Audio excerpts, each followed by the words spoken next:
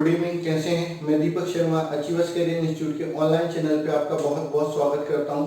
आज हम current electricity में parallel combination of unidentical cell discuss करने वाले हैं। लास्ट लेक्चर में हमने डिस्कस किया था parallel combination of identical cell. हम जो डेरिवेशन कर रहे हैं वो कर रहे हैं दो अनआइडेंटिकल सेल के लिए कर रहे हैं, उसी से हम फॉर्मूले को क्या कर लेंगे, जनरलाइज कर लेंगे। वैसे अनआइडेंटिकल सेल का जो कॉम्बिनेशन होता है पैरेलल कॉम्बिनेशन, सीरीज में तो ईएमएफ डायरेक्ट जोड़ना है अगर राइट ऑर्डर में, रॉन्ग ऑर्डर में तो जो रॉन्ग ऑर्डर में उसका ईएमएफ माइनस कर देना, इंटरनल रेजिस्टेंस सबका जोड़ना है, ठीक है।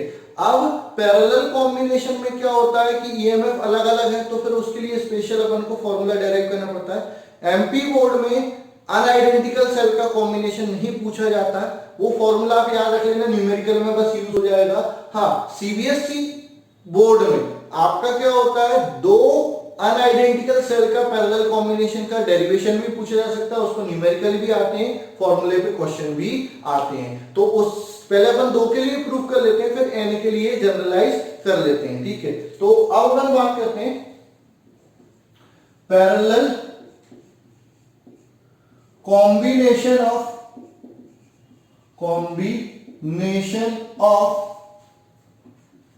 two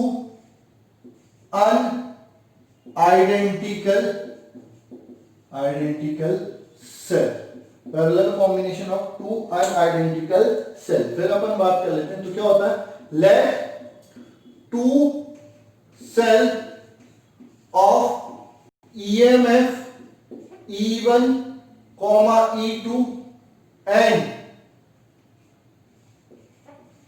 internal resistance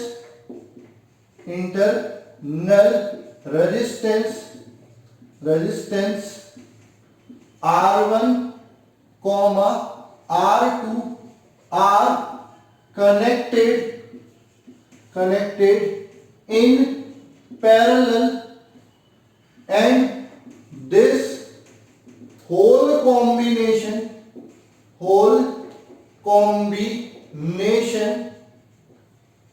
is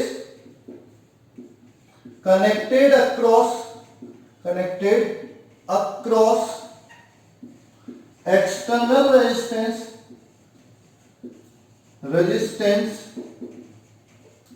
capital R, ठीक है। तो हमने क्या किया, दो सेल लिए, अभी इनको राइट ऑर्डर में कनेक्ट कर रहे हैं। रॉन्ग ऑर्डर में क्या होगा, प्लस की जगह माइनस साइन आएगा और कुछ नहीं होगा, ठीक है। ये दो सेल लिए, ईएमएफ E1, ईएमएफ E2, इसका इंटरनल रेजिस्टेंस क्या हो गया, R1, इसका जो इंटरनल रेजिस्टेंस हो गया वो क्या हो गया आपका R2। दोनों को किस कॉम्बिनेशन में जोड़ा, पैरेलल कॉम्बिनेशन में जोड़ा, और इस पूरे कॉम्बिनेशन को एक एक्सटर्नल रेजिस्टेंस कैपिटल R के अक्रॉस जोड़ दिया। ये नाम दे दिया A B C D E F G H I J, ठीक है। अब यहां पर करंट I1 आएगा, यहां पर करंट I2 आएगा। पैरेलल कॉम्बिनेशन में करंट अलग अलग होता है और वोल्टेज सेम रहेगा। वोल्टेज कितना आएगा, V, ठीक है। तो आपका क्या हो जाएगा, यहां करंट हो जाएगा I। Apply KVL in loop ABCDEFGHA, ठीक है। मतलब यहां से शुरू हो, ये गए, ये गए, ये गए, ये गए, ये गए, ये गए, ये यहां से यहां पर आ गए, ठीक है। तो सबसे पहले A से B कुछ नहीं है, B से C कुछ नहीं है, C से D कुछ नहीं है, D से E आपका क्या है, रेजिस्टेंस है, और लूप की डायरेक्शन, करंट की डायरेक्शन सेम है, तो माइनस ले लेंगे, माइनस IR। फिर E से F गए, कुछ नहीं आया, F से G गए, कुछ नहीं आया, G से H गए, कुछ नहीं आया, H से A गए। तो पहले इंटरनल रेजिस्टेंस पड़ा R1, करंट कितना है I1, ठीक है। लूप और आपकी डायरेक्शन सेम है, तो माइनस का I1 R1। फिर आपका ये सेल है, सेल में नेगेटिव से पॉजिटिव जा रहा है, तो यहां पर क्या हो जाएगा, प्लस का E1 बराबर 0, ठीक है। तो यहां से आप निकाल लेंगे, ये चीज आपका एक्चुअल में होगा क्या, ये आपका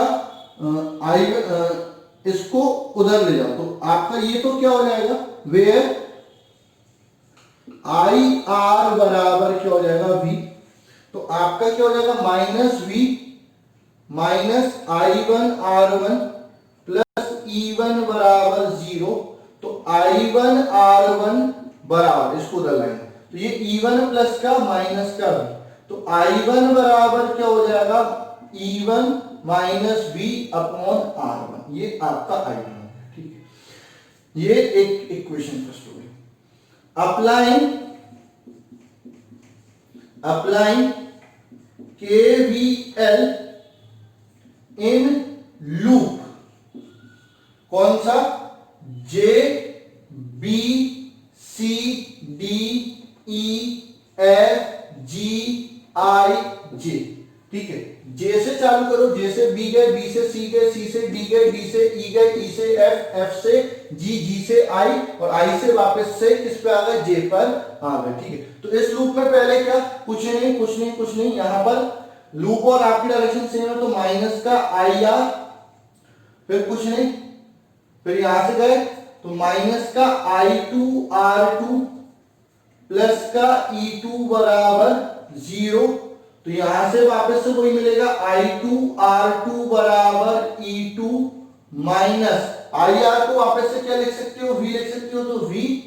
तो I2 बराबर क्या हो जाएगा E2 minus V upon R1, ठीक है। अप्लाइंग ये इक्वेशन सेकंड, अप्लाइंग KCL इन एट B। तो B नोड पर KCL लगाओ। तो यहां पर इनकमिंग करंट I1 और I2 है और आउटगोइंग करंट क्या है I। तो I बराबर क्या हो जाएगा I1 प्लस I2, ठीक है। तो I बराबर क्या हो जाएगा E1 minus V upon R1 plus E2 minus V upon R2 और सिंप्लीफाई करते हैं तो I बराबर E1 upon R1 minus V upon R1 plus E2 upon R2 minus V upon R2। तो I बराबर क्या हो जाएगा, E1 और E2 को सामने ले लो, E1 upon R1 plus E2 upon R2 minus V common ले लिया, बचा क्या 1 upon R1 plus 1 upon R2, ठीक है। अब ये दोनों इंटरनल रेजिस्टेंस किसमें है, पैरेलल कॉम्बिनेशन में, ठीक है। तो अभी अपन बात करते हैं, इसको हटा देता हूं, ठीक है। पहले V निकाल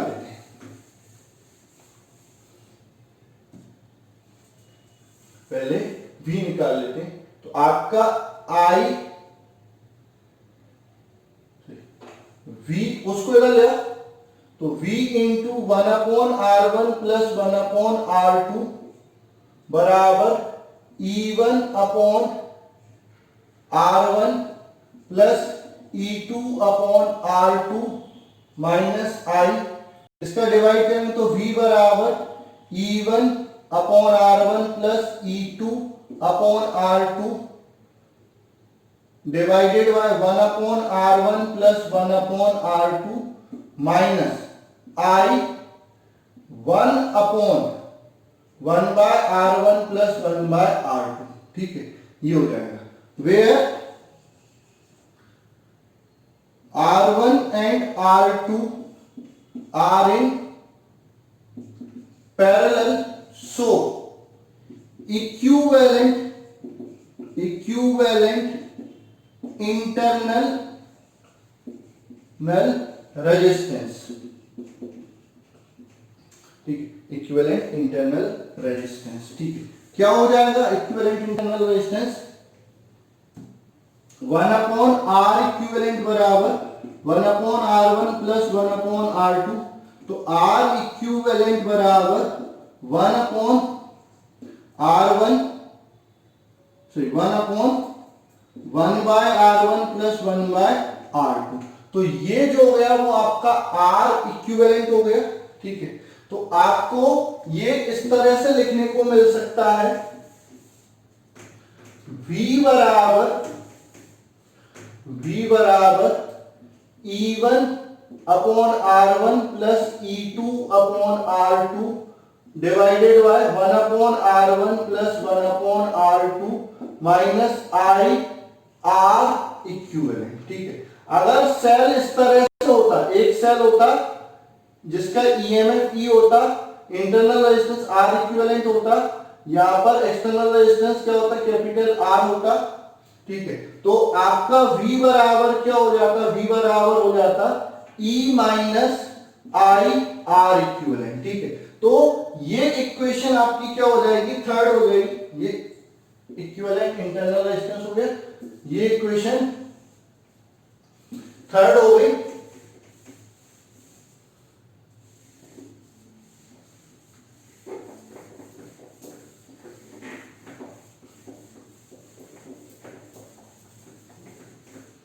ये इक्वेशन थर्ड हो गई। बाय कंपेयरिंग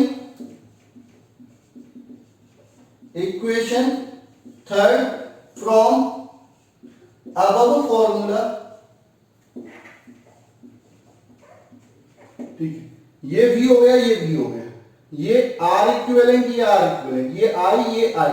ठीक है, और ये आपका क्या हो जाएगा E, तो E बराबर क्या हो जाएगा, E1 upon R1 plus E2 upon R2 divided by 1 upon R1 plus 1 upon R2। अगर मैं इसको सिंप्लीफाई करता हूं तो ये हो जाएगा E1 R2 plus E2 R1 upon R1 R2 divided bye R2 plus R1 upon R2। तो ये इससे क्या हो जाएगा, कैंसिल। E बराबर क्या हो जाएगा, E1 R2 plus E2 R1 upon R1 plus R2 ये हो जाएगा। ये दो सेल के पैरेलल कॉम्बिनेशन के लिए इक्विवेलेंट ईएमएफ हो गया। अगर बहुत सारे सेल है तो आपको ये वाला फॉर्मूला लगाना पड़ेगा। ठीक है, और अगर रॉन्ग ऑर्डर में होगा तो जो रॉन्ग ऑर्डर में होगा उसमें ऊपर प्लस की जगह माइनस साइन लगाना पड़ेगा, नीचे नहीं, नीचे तो सब इंटरनल रेजिस्टेंस ऐड होंगे, ये पैरेलल में लगाना पड़ेगा। तो ये आपका इक्विवेलेंट ईएमएफ मिल गया, ये इक्विवेलेंट इंटरनल रेजिस्टेंस। इसको और सिंप्लीफाई करेंगे तो ये हो जाएगा R1 R2 upon R1 plus R2 हो जाएगा। ठीक है, ये आपका इक्विवेलेंट इंटरनल रेजिस्टेंस हो गया। इक्विवेलेंट ईएमएफ हो गया दो सेल के पैरेलल कॉम्बिनेशन के लिए, और ये इक्विवेलेंट इंटरनल रेजिस्टेंस हो गया। जनरलाइज करें फॉर्मूले को, जनरलाइज करें फॉर्मूले को। ठीक है, ये डेरिवेशन याद रख लेना, सीबीएसई बोर्ड वाले खासकर पूछा जाता है। जनरलाइज करें फॉर्मूले को, एन सेल के लिए राइट ऑर्डर है तो प्लस आएगा ईएमएफ में ऊपर, नीचे नहीं ऊपर। ठीक है, और रॉन्ग ऑर्डर है तो ऊपर क्या करेंगे, जो रॉन्ग ऑर्डर है उसके ईएमएफ में बस माइनस करना, बाकी सेम करना है। ठीक है, तो आप समझो जैसे एक सेल ये होता है, दो ही सेलों का मैं बात कर रहा हूं,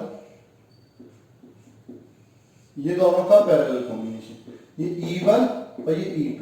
तो इस केस में E इक्विवेलेंट क्या हो जाएगा, E1 R2 minus E2 R1 upon R1 plus R2। केवल ऊपर माइनस होगा, नीचे कोई चेंज नहीं होगा। या फिर फॉर्मूला ये हो जाएगा E1 upon R1 minus E2 upon R2 divided by 1 upon R1 plus 1 upon R2। ठीक है, अगर n सेल के लिए 4 n अनआइडेंटिकल cell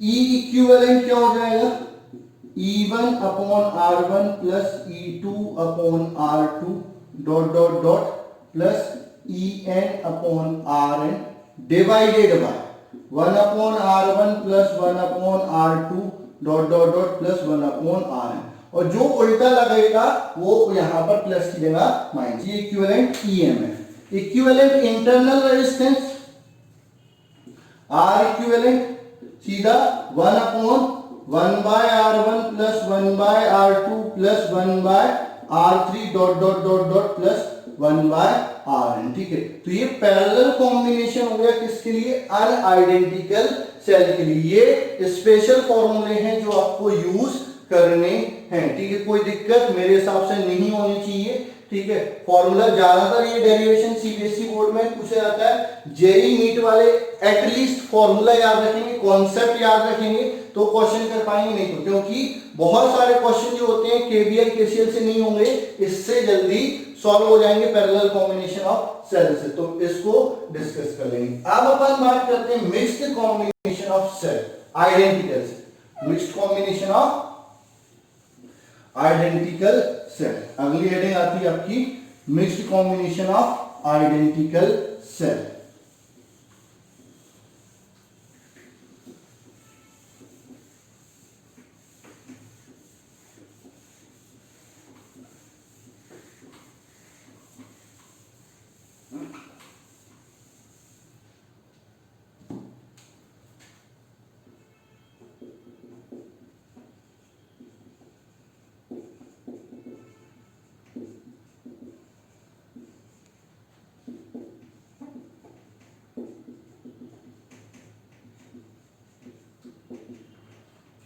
Let n series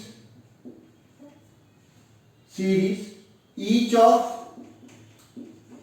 an identical cell of EMF E and internal resistance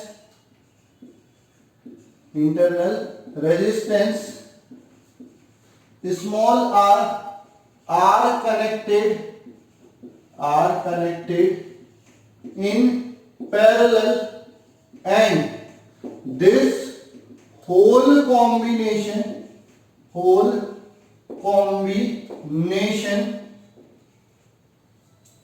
is connected across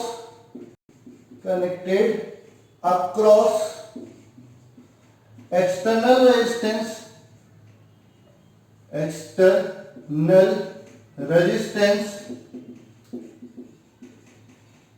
capital R. मतलब हमने कितनी series ली है? M series. हर एक सीरीज में कितने सेल है? एन आइडेंटिकल सेल है। हर सेल का ईएमएफ कितना है? ई है। तो समझेंगे क्या किया हमने, एक सीरीज ली जिसमें एक नहीं कितने एन सेल जुड़ेंगे। हर एक सेल का EMF E internal resistance small R, EMF E internal resistance small R. ठीक है, ऐसी कितनी सीरीज है? एम सीरीज है। कितनी सीरीज है? एम सीरीज है जो किस कॉम्बिनेशन में जुड़ी है? पैरेलल कॉम्बिनेशन में जुड़ी है। किस कॉम्बिनेशन में जुड़ी है? पैरेलल कॉम्बिनेशन में जुड़ी है। ठीक है, और ये पूरा कॉम्बिनेशन किसके अक्रॉस जुड़ा हुआ है? एक एक्सटर्नल रेजिस्टेंस कैपिटल आर के अक्रॉस जुड़ा हुआ है। ठीक है, ये आपका इस तरह से जुड़ा हुआ। हर एक सेल का EMF E internal resistance R, EMF E internal resistance R, EMF E internal resistance R, EMF E M times और ये N times E R E R E R. ठीक है, अब मेरे को इसमें करंट निकालना है, पावर निकालना है, सब कुछ निकालना है। ठीक है, तो effective EMF of each series क्या हो जाएगा? ई प्लस ई कितने टाइम्स? N times. तो ये हो जाएगा ई डैश बराबर एन ई। ठीक है, इफेक्टिव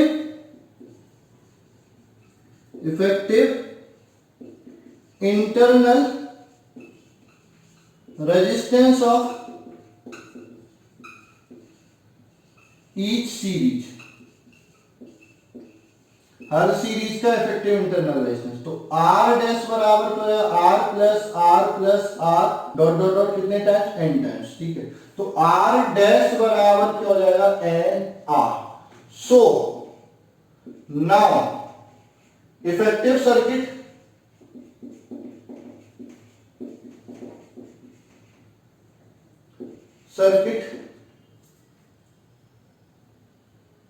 So now each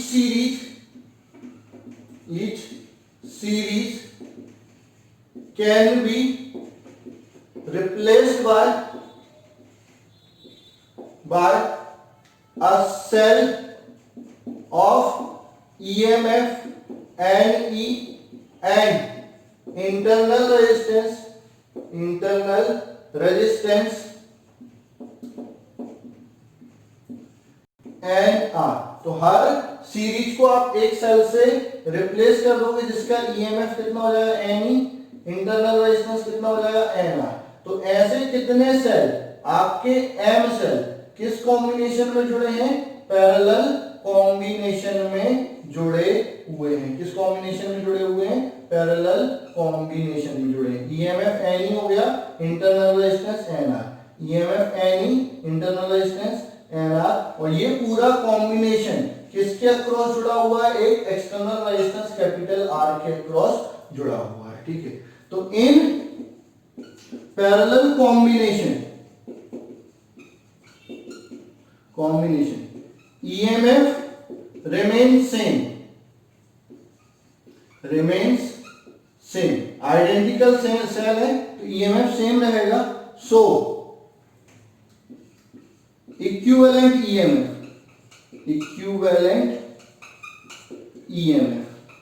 क्या हो जाएगा? N E. ठीक है,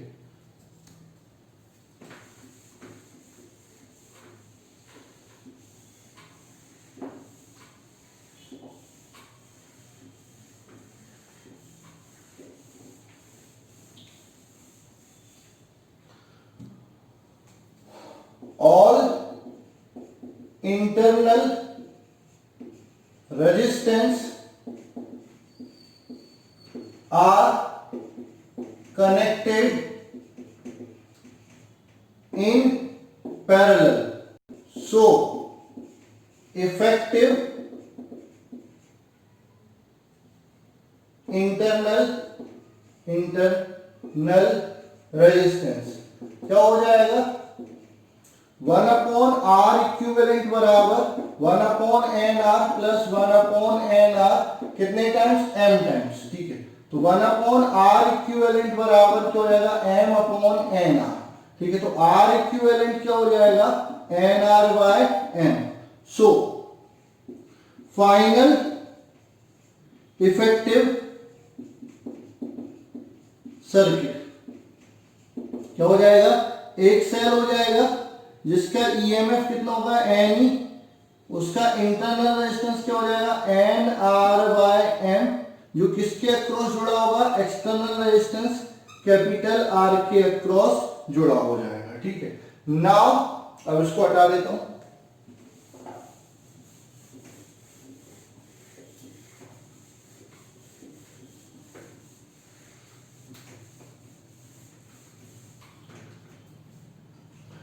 Now current in सर्किट में करंट क्या हो जाएगा? I बराबर total EMF upon total resistance, total EMF upon total resistance. तो I बराबर टोटल ईएमएफ क्या हो जाएगा? एन ई, टोटल रेजिस्टेंस क्या हो जाएगा? R plus N R by M. LCM लेंगे तो आई बराबर N M E upon M R plus N R. ठीक है, ये करंट हो जाएगा। ठीक है, if small R is very very less than capital R, then N R can B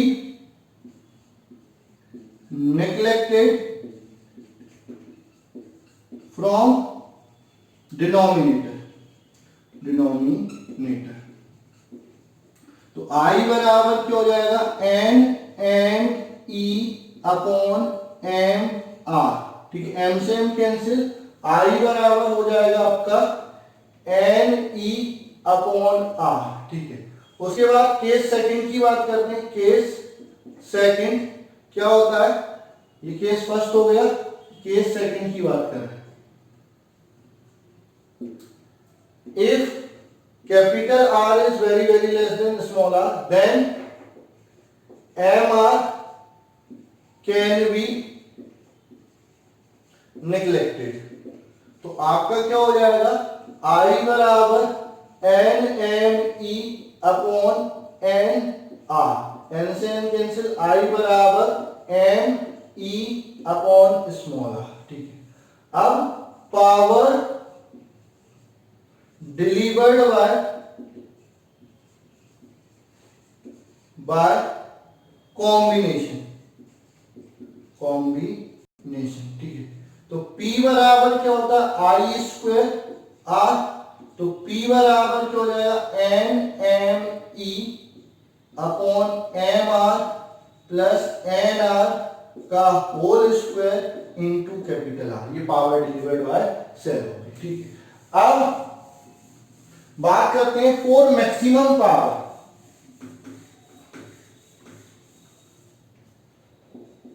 for maximum power क्या होना चाहिए, एक्सटर्नल रेजिस्टेंस इंटरनल रेजिस्टेंस के बराबर होना चाहिए। इंटरनल रेजिस्टेंस क्या है, एन आर बाय एम, ठीक है। तो ये इधर आएगा, तो एम आर बराबर एन आर होना चाहिए मैक्सिमम पावर के लिए, ठीक है। तो अब पी मैक्स होगा कितना, कुछ नहीं, एन एम ई अपॉन, यहां पर क्या हो जाएगा, M are plus N R की जगह पर भी एम आर का होल स्क्वायर इंटू आर। तो पी मैक्स बराबर क्या हो जाएगा, एम कैंसिल हो जाएगा, एन स्क्वायर ई square upon 4 square into R, इस आर से ये आर कैंसिल, तो P मैक्स बराबर क्या हो जाएगा, एन स्क्वायर ई स्क्वायर अपॉन 4 आर की वैल्यू क्या है, एन आर बाय एम, तो P मैक्स बराबर क्या हो जाएगा, N square E square upon 4 n are by m, इस एन से ये एन क्या हो जाएगा कैंसिल, तो P मैक्स बराबर आपका आएगा n M e square upon 4 small r, ये maximum power delivered by mix combination of cell हो जाती है। तो अपन ने क्या पढ़ लिया, आपका सेल के बारे में पढ़ लिया, सेल का combination, series, parallel, mix combination, सारी चीजें पढ़ ली। अब आपका आएगा पोटेंशियोमीटर, अगले लेक्चर में अपन डिस्कस करेंगे पोटेंशियोमीटर। ये सारी चीजें आप अच्छे से प्रैक्टिस कर लेंगे, क्योंकि विदाउट प्रैक्टिस आप फिजिक्स को इजी मत समझना, टफ पड़ेगा। प्रैक्टिस आपको फिजिक्स में ज्यादा चाहिए, फिजिक्स में टाइम लगता है, मैथ्स से ज्यादा टाइम आपका फिजिक्स लेगी। अगर आप टाइम नहीं दे रहे हो तो आप अपने साथ चीटिंग कर रहे हो, तो थोड़ा सा आप यहाँ पर टाइम जरूर दें, नहीं तो बाद में ये बहुत भारी पड़ने वाली। हाँ, टाइम देंगे तो इससे इजी कोई चीज नहीं, ये टाइम मांगती है, हर चीज अपना टाइम मांगती है कि जितने लायक मैं हूं उतना टाइम आपको मेरे को देना पड़ेगा, ठीक है। अगर उतना समय आप मेरे साथ देंगे तो बिल्कुल आपके लिए बहुत अच्छा स्कोरिंग सब्जेक्ट हो जाएगा, और ये अगर स्ट्रांग हो जाता है तो फिजिक्स और मैथ्स और केमिस्ट्री अपने आप स्ट्रांग हो जाते हैं। तो इस पर फोकस कीजिए। अगले लेक्चर में अपन डिस्कस करेंगे क्या, पोटेंशियोमीटर, उसके एप्लीकेशन, फिर आपका आएगा हीटिंग इफेक्ट ऑफ करंट और उसके एप्लीकेशन और उस पर न्यूमेरिकल। तो आज के लिए बस इतना ही, मिलते हैं अगले